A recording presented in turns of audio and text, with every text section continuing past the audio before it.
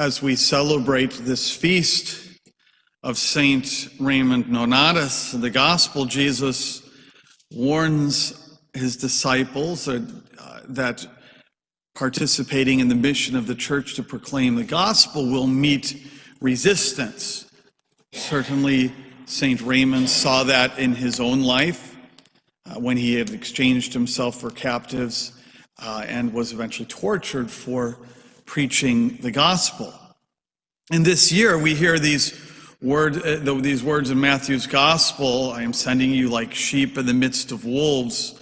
We hear these words a day after hearing our Lord in chapter 16, later on, at least chronologically in the gospel from this passage. Really a similar theme, though, after Peter tries to convince our Lord not to go to Jerusalem. Our Lord, we hear this again yesterday in the gospel. On Sunday, he's warning his disciples that he must suffer and die.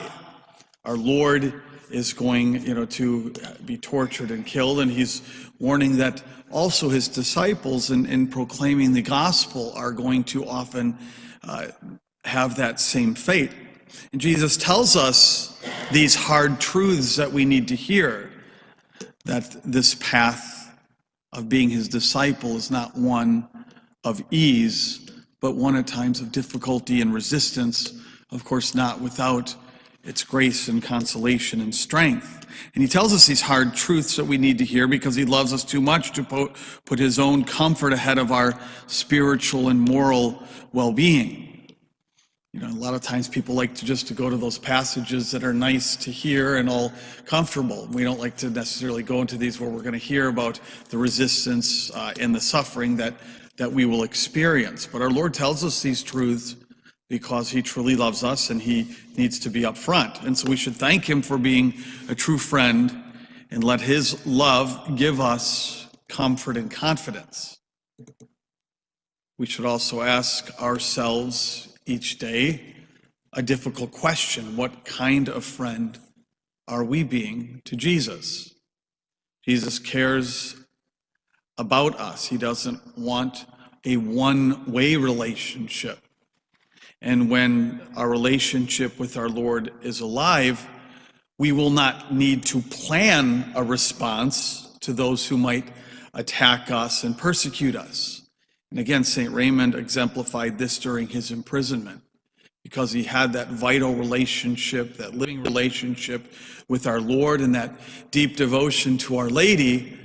In the midst of his torture, it became the Spirit that spoke through him. This Spirit will guide us and draw from that which is already a part of us, draw from that relationship of grace with our Lord. The Spirit takes what is in that relationship then and perfects it. And there are at least two ways we can check up on our relationship with Jesus. First, we have to ask ourselves, are we fully honest with him in prayer? It can be easy for us to turn our prayer into an exterior exercise in good manners rather than that real heart-to-heart conversation with our Lord. Jesus is our King, but he is also our older brother, the kind of brother who really cares, who we can talk to about anything.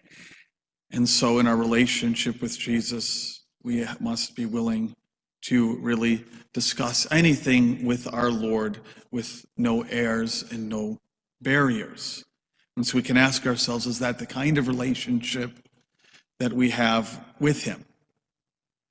And again, this can go through ebbs and cycles. At times we do have that, and at times we put up that resistance even to our Lord.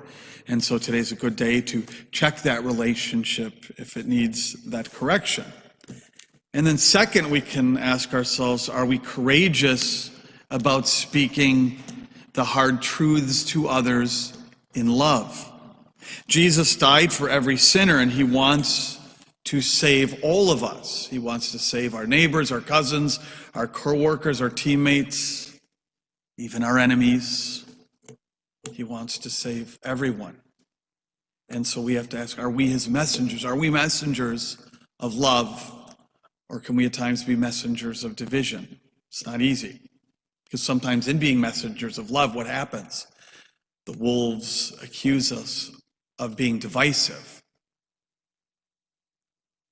Are we messengers of his love? And that means sometimes it's up to us to lovingly tell hard truths that no one else will tell others, the ones that really need to hear it so that they don't damage their souls or their lives or their futures. And this doesn't necessarily mean that we have to walk on the street with a giant chastity poster, pasted to us. But it does mean that we have to reach out to the friend who is struggling with temptations, or maybe even we see whatever the temptation might be, struggling with those maybe who we see being uncharitable or cruel. It can mean reaching out to them and helping them to make the right decision, or at least to be a good example of the proper comportment. Jesus does this with Peter in yesterday's gospel passage.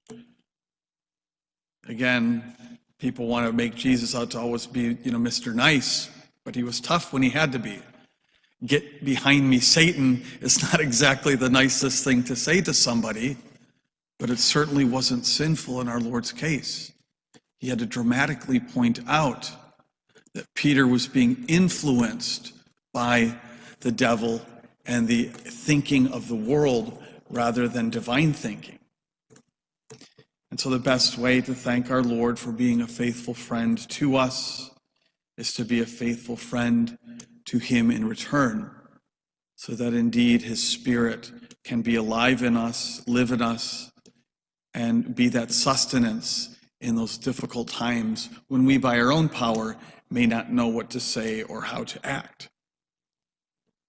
That was the type of friendship that St. Raymond had with our Lord, and it was that friendship which allowed him to preach the gospel even while being imprisoned for his faith, as he exchanged himself for the captives, and even after his lips were pierced and a padlock put on his mouth, he was able to speak the gospel without words in his very person.